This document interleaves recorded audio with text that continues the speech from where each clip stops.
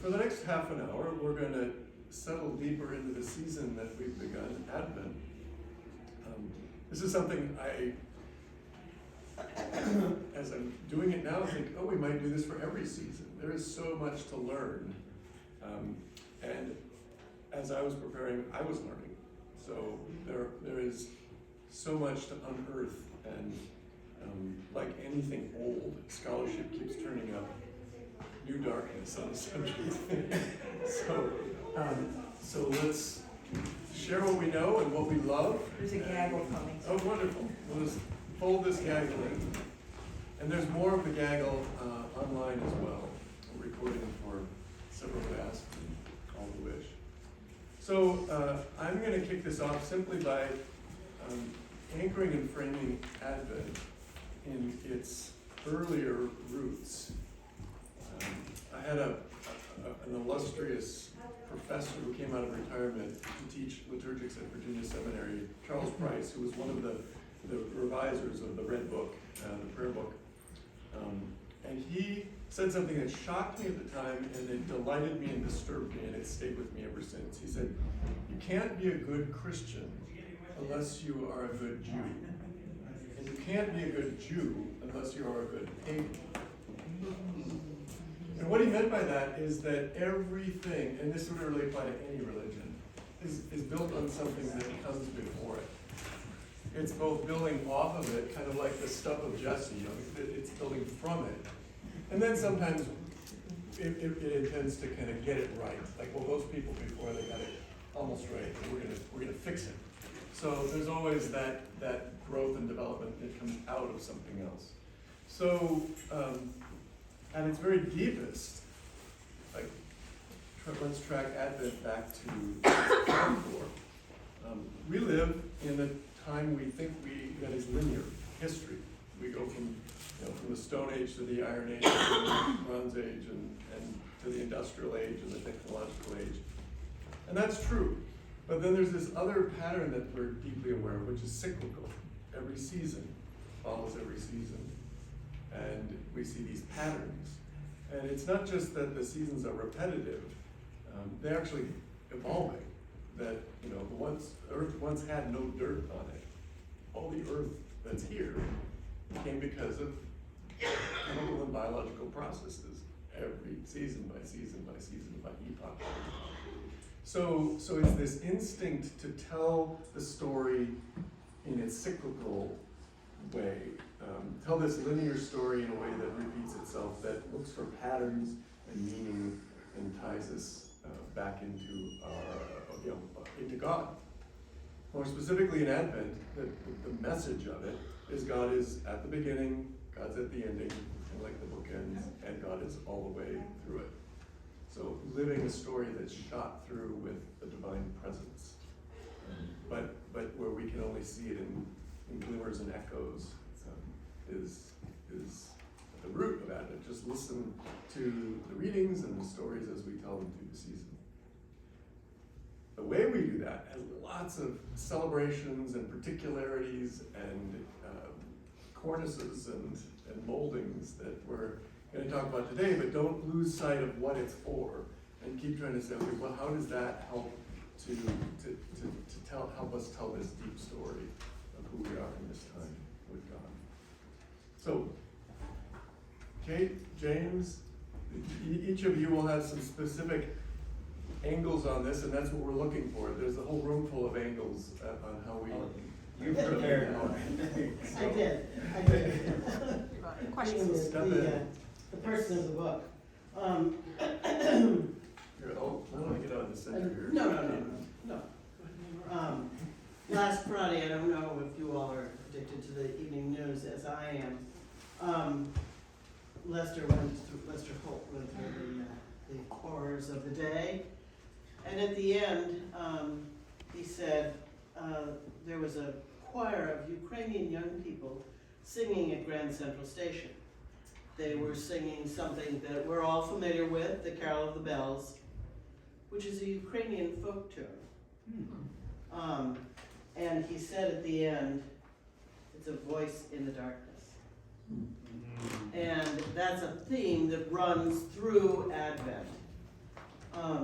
It covers a lot of areas of what we know about Advent, what we think about Advent.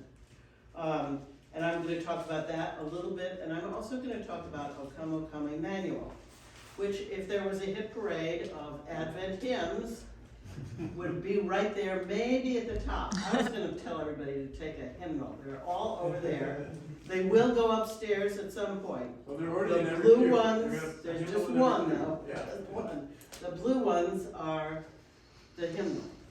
The hymnal is a wonderful resource, and each hymn lists the writer of the words, the writer of the music, the translator, and who has adapted it. And this tells you a lot about where we have come from and what we sing every week.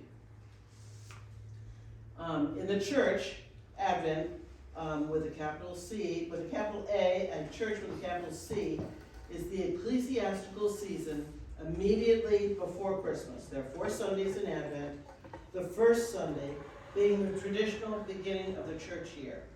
If you watch the change of hangings, and it happens so seamlessly here that you may not be aware of it, the white with multiple colored embroideries changes to blue. There's another blue set that's used in the chapel. And all of the paraments, the hangings on the pulpit and on the lectern, the covering, the veil that covers the chalice, they all change to blue. Why Can you blue? stand up and show us the Get lovely ready. blue That's- vestments? Barrel. Yeah, this is Or Models. Morris? Yes. They call a relatively new set, but if you watch, now see the embroidered stripes on Yes. that? Very You'll good. see that on other pieces here. Nothing that is used in liturgy is used just because somebody likes it. We don't have that many things, but it's used because it connects. Everything connects to something else. I noticed your scarf is blue. Green, oh, well, yes, it is blue, that's true. We did consider wearing their blue sweaters. When I was growing up, which was a long time ago, Advent was called Little Lent. Thanks be to God, the church has changed things, and that is no longer true. Lent is a period of deep introspection, quietness, which I cherish whatever season it may be in,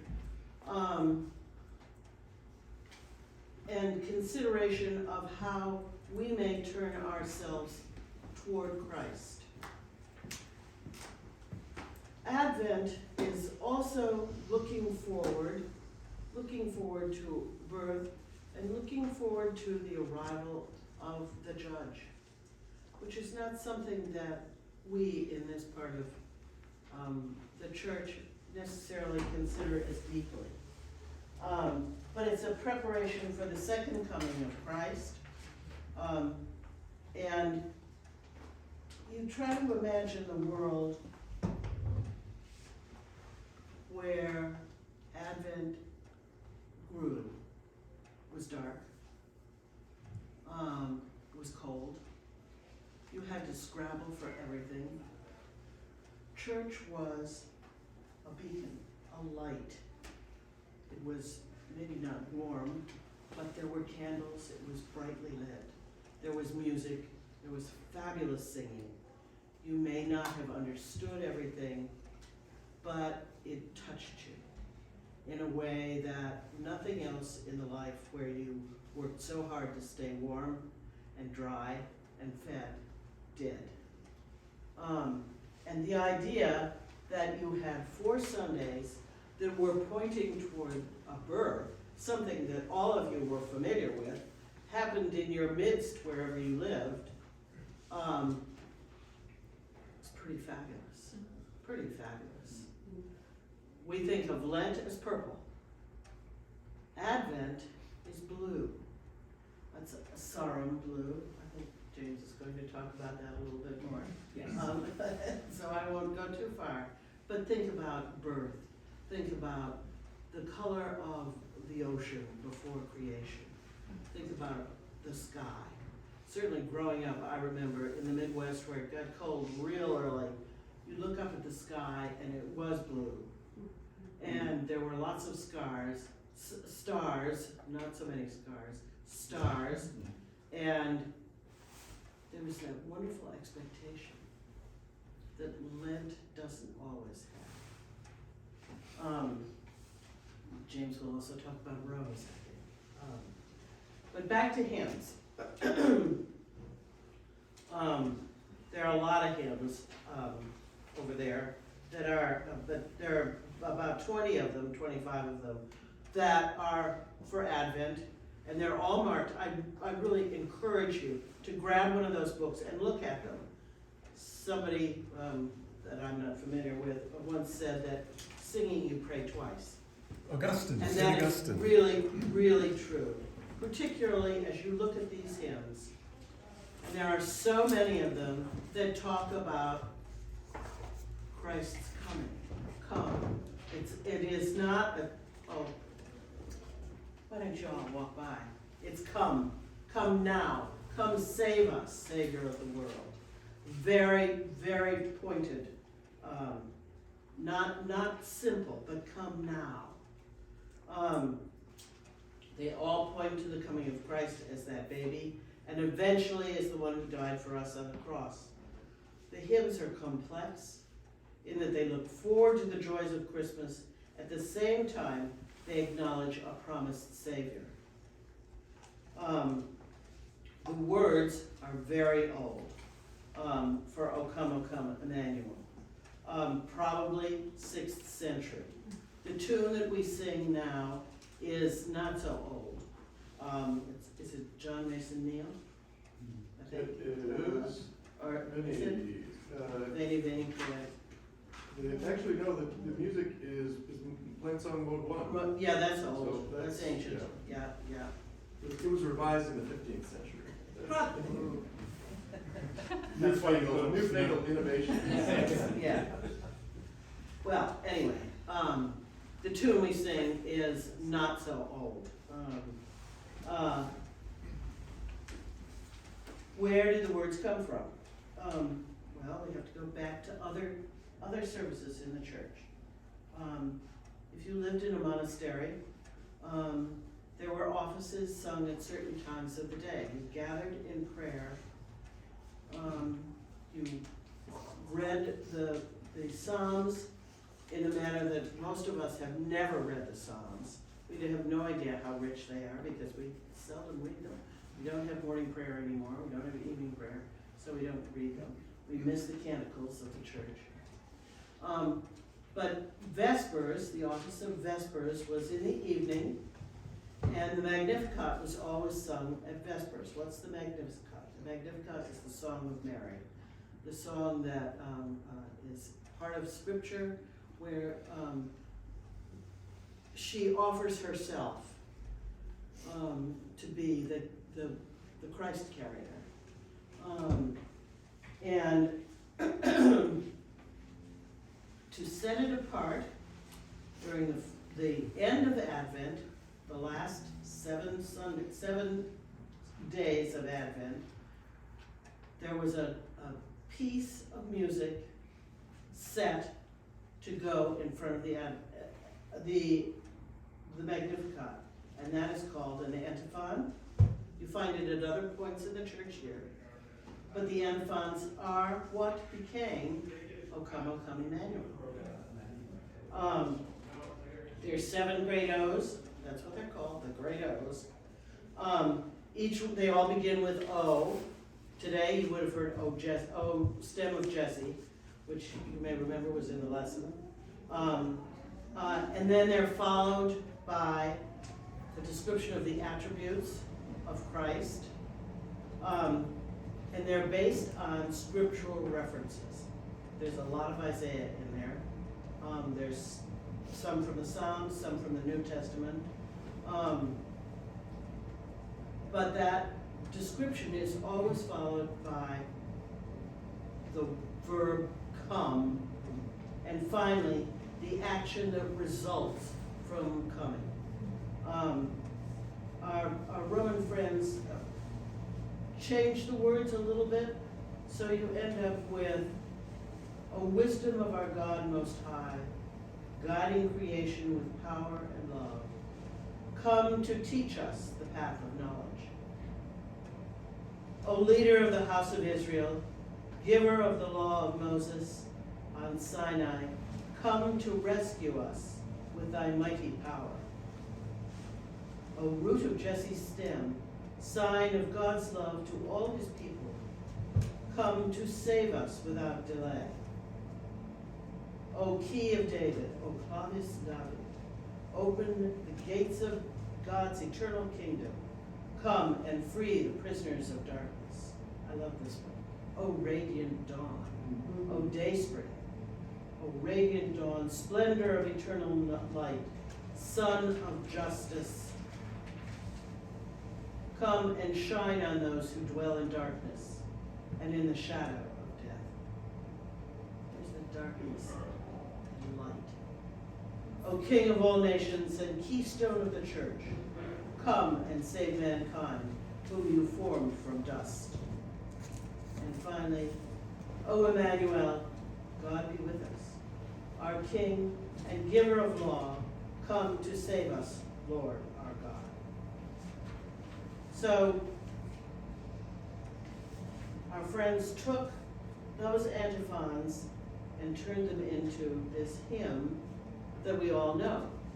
I had a friend years ago when I lived in Boston and went to a church that had really just unbelievably fabulous music. And she always wanted to know, what are they going to sing? They don't come to church. And they always sang it on the last Sunday of Advent. One of the books that I read to work on this said, you should sing O Come, O Come Emmanuel every season of the church year, because that is what, after all, we all wait for, wish for, look for. James. Thank you, kids.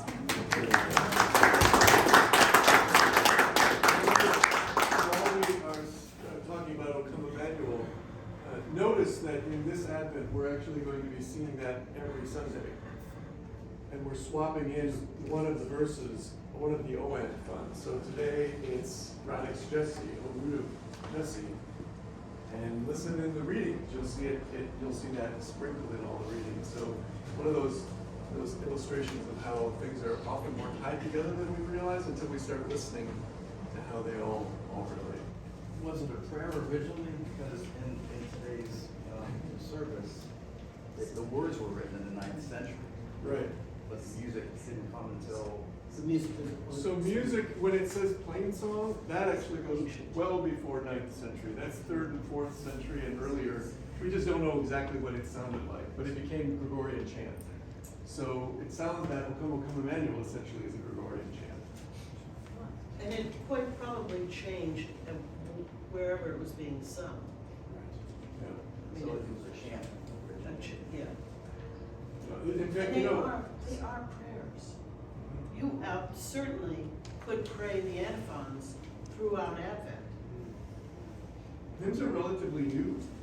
You would only heard chants in the Psalms. In fact, Yeah. I just uncovered the fact, thanks to Dorothea, that St. Paul's was the first church in the colonies to reestablish sung chant.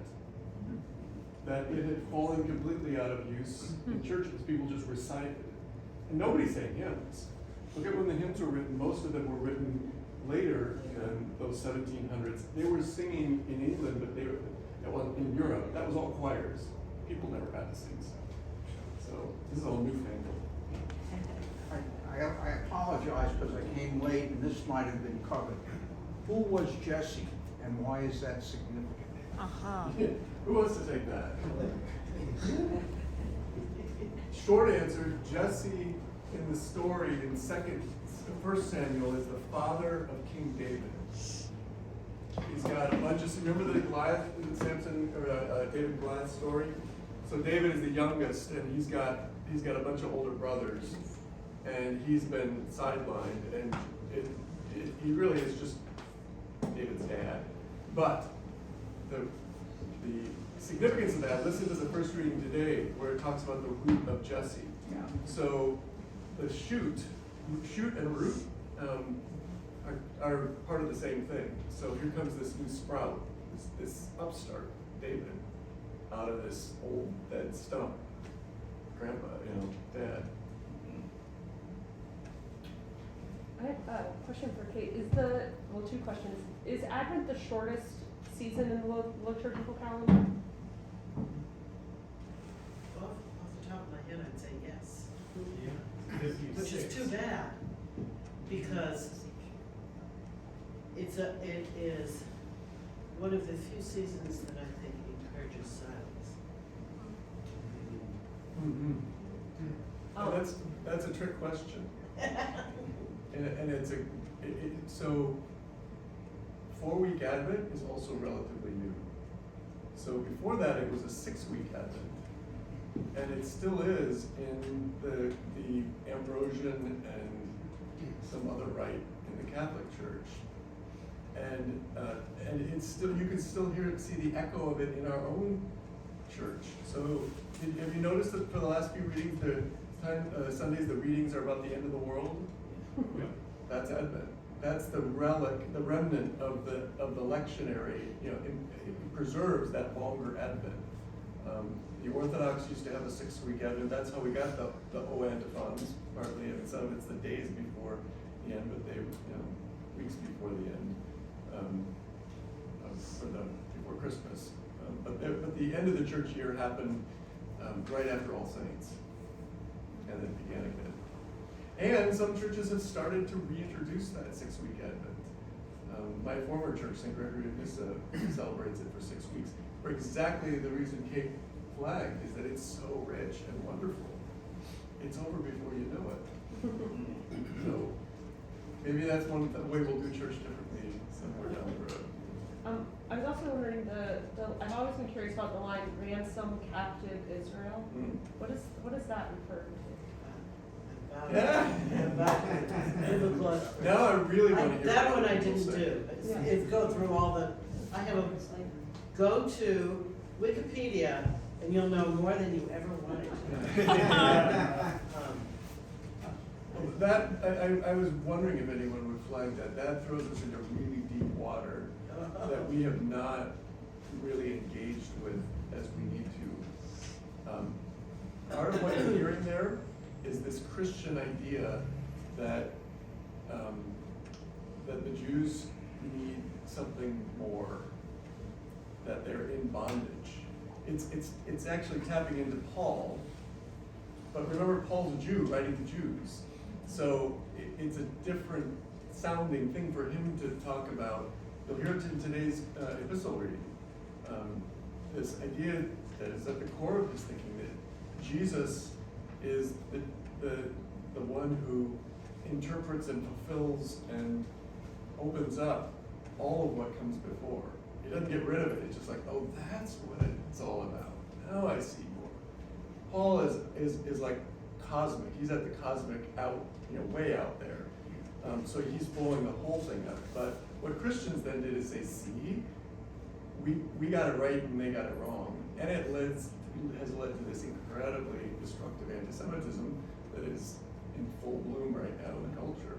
That comes from part of that, ransom captive Israel. So I'm saying that, I'm putting a little, I'm sorry to put that in your sweet Sunday, O come, Emmanuel, and ransom captive Israel, but look, I think knowing what those things mean and where they came from, and then dropping again down to deeper meaning, deeper significance, makes them richer.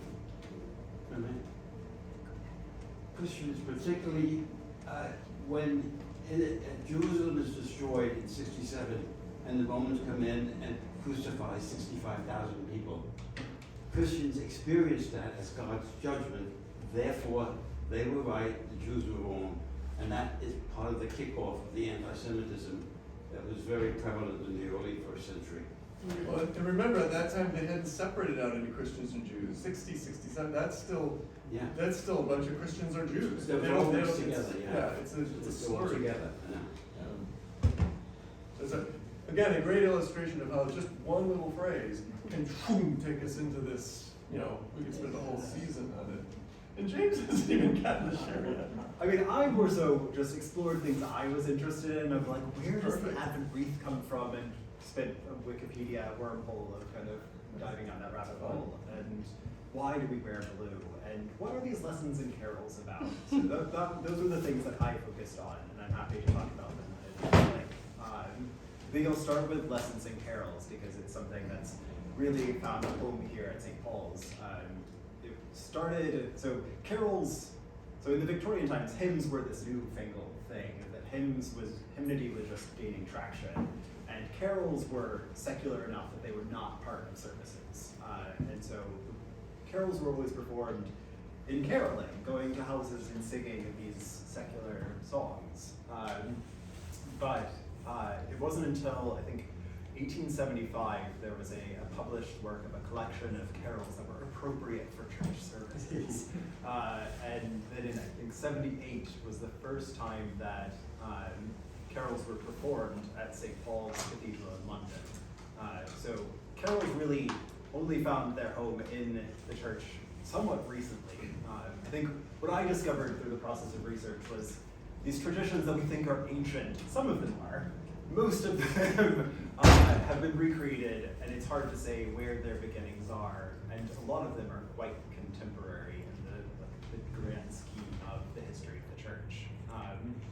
So 1878 was the first time carols were performed in a service, or in an Anglican service, a large one. And then it was 1880 that the first Lessons and Carols service was held. It was nine lessons and carols. And the idea, it started in Cornwall. It was the Truro Cathedral in Cornwall. And a lot of the background of it, or the history that I have read, was getting people out of the pubs before Christmas and getting them into the church for a little bit more Christianly celebration of the season. And so by bringing carols into a service, the service was sprinkled with Bible readings as well. So there are 9 lessons and carols to accompany them. And so it was a festive time to celebrate the season. We shortened that service a good bit here, I think 4 I think we got lessons. 6 lessons. Ooh, 6 this year. So they are, depending on the parish, either the very traditional, there are 9 particular readings, and then there's traditional hymns and carols to go along with them. But I think a lot of parishes have taken liberties in years and exchanged them for poetry readings, and there have certainly been commissioned anthems and changes to the pieces to make them particular to the individual parish. But it is one of my favorite services of the year. I look forward to it. Does anyone have questions about Advent Lessons and Carols? What time is it on the BBC? Is it, that's such a great thing to listen Yes. to. King's College. Yes. Christmas Eve. What is it? Carols, King's Carols? What's the name of the broadcast? Carols by Kings or something like that. But it was broadcast on the radio in 1923, I want to say 1923 was the first time it was broadcast. And then in 1954 it started being televised. And it is one of the most tuned into programs of the BBC every year across the world now. And there's usually a new hymn written Yes. for the occasion. Since '83, there's been a commissioned hymn every year for Kings. It's my one tradition of Advent that I will not miss. Yeah. Some of you may remember Vince Edwards, who was here. His parish in Provincetown does a service around the Great O's with psalms. It's fairly lengthy. Didn't listen to all of it, but it is on YouTube. How do you celebrate Advent? What are the things you make sure you connect to that says, okay, this is what roots me? I attend Advent Lessons and Carols, which is next Sunday. Right, 5 p.m.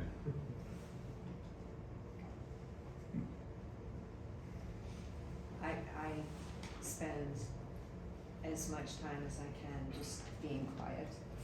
I agree with Kate, it's hard to find silence.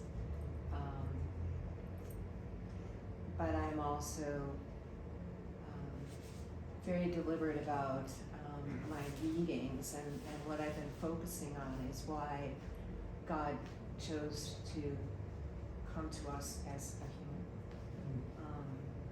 And that's a big question. It's been a big question of mine. And so, like many, spending a great deal of time trying to find answers to that.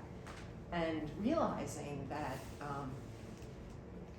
innately, we just know that God is. And sometimes, for me anyway, it's asked too many questions. And then I just say, stop asking the questions and just know that God is. But I'm still curious. Still ask the questions. How can you listen if you're talking all the time? And then the other focus too is in certainly when we say our prayers, that we refer to Jesus Christ, and I have come to realize maybe too late in life that there's Jesus, the human, who, at the Nativity we recognize Jesus, but then there's the Christ that's everywhere in all things, God everywhere and God in everything. And there's a wonderful website that I use often, Christogenesis. Some of you might be familiar with that, but again, that's kind of the focus on Christ in all things, and the genesis of the new beginning for all of us all the time, the new birth. So anyway, a little bit of Those are really tied together, I think, in a way that provoke us all. So that Jesus does not become this inhuman thing, this thing floating up above us. We focus on this one, who we call the Son of God, to discover that we are children of God. And that's pretty much his message. It's not reinterpreting something. And that was the message of really Paul as well, to say, how do we live? We do it every Sunday. We take the Eucharist to become Christ. To say, oh yeah, this is the pattern of my life. So there's I think Christmas runs the risk of decoupling Jesus from humanity. And we've done that in our storytelling. So how do we tell the story, or remember as we tell the story, this is about you? That is something that happened in the West more than the East. That in the East, this gets to what you said earlier, Jerry. In the East, what they really lean into is Christ has conquered death by death. Who said something about judgment? Oh, it was you, Kate. They talk about God's judgment at the end of time. The judgment is made at the resurrection, saying death is destroyed, everyone lives. In the end, in the Orthodox theology, all are saved, all are raised, raising Adam and Eve. So that's done already. That's figured out. So it's not this kind of like, well, what's going to happen at the end? Is it naughty or nice? We've kind of substituted the Santa Claus image of God for judgment, and then we're terrified. Have I done good enough? Like, terrible theology. So again, I want to kind of mix that up a little bit and say, what if the judgment is, oh, you're safe, you're loved for everyone. Now what? Oh, wait. Commercial. Do that. Sometime listen to Mahler's Second Symphony. Mahler's Second Symphony. Great. I will do it this evening. And why? Say more about what it is for you that. Well, it's called the Resurrection. And it's exactly what you said. That in the last movement, it's all begins with judgment. And the resolution is, it's about love and creation. Amen. So my favorite preparation for Advent is seeing some version of Dickens' Christmas Carol. Ebenezer Scrooge story. It's a wonderful story. Family members getting involved, trying to get Ebenezer. Right. And it's a Jesus story in the sense that like he becomes Christ. I mean, he makes that transit from becoming the devil to becoming Christ, and it's crotchety. So maybe that point of like, oh yeah, it's love. Give away. So my Advent is, I don't know if you're all are aware, but the sun is setting at like 4 o'clock these days during Advent, and for me, it also means that the sun rises on my morning commute. So what I've kind of been seeing is like, Advent is a time where we're kind of anticipating the light coming, while also living in times where the sun is setting kind of depressingly early. So what I try to do is when I try to be really aware of the sunrises. Kind of, I have a bicycle commute, so I try to not get in an accident while like watching the sunrise, and then also in the evenings to just stop whatever house chore I'm doing and appreciate the kind of leaving of the light as it gets earlier and earlier. And then I think it's finally December 21st, which coincidentally is very close to actual Christmas, that I think the sun for us sets at about 4:07 or something that day. But just to kind of be aware of that, and then all of a sudden it starts to get better. Kind of right when Christmas hits, all of a sudden now we start to get more and more light. I will share my favorite hymn, Sleepers Wake. And it is the phrase that becomes my mantra during Advent. How am I asleep right now? And what do I need to be woken up to? And I think, I don't know, through the Matthew series, I got tasked with tying Matthew back to, or Jesus back to, fulfillment of prophecies. And it was an interesting exercise that kind of left everyone with, how tied together are they? Which was really kind of nice to see that the Jewish faith, like we were saying at the beginning of this, doesn't lack Christianity. It's complete in itself. And the psalm that I always come to in Advent is the one we sang last week, 122, which starts with, I was glad when they said to me, let us go to the house of the Lord. And I think a lot of Advent to me is realizing that there's potential and authority and Christ-like attributes inside of each of us, and that Advent is the time for those, to listen to those in the quietness that everyone's kind of spoken about, and listen for that rising up of those attributes of Christ and recognizing them in other people. I found the more that I study references to Jerusalem, I think are not necessarily the city Jerusalem per se. I think they're often us as individuals when you hear Jerusalem, and then us in community and us in relationships. So I'll read the psalm if you'll let me. So it continues, now our feet are standing within your gates, O Jerusalem. Jerusalem is built as a city that is in unity with itself, to which the tribes go up, the tribes of the Lord, the assembly of Israel, to praise the name of the Lord. For there are the thrones of judgment, the thrones of the house of David. Pray for the peace of Jerusalem. May they prosper who love you. Peace be within your walls and quietness within your towers.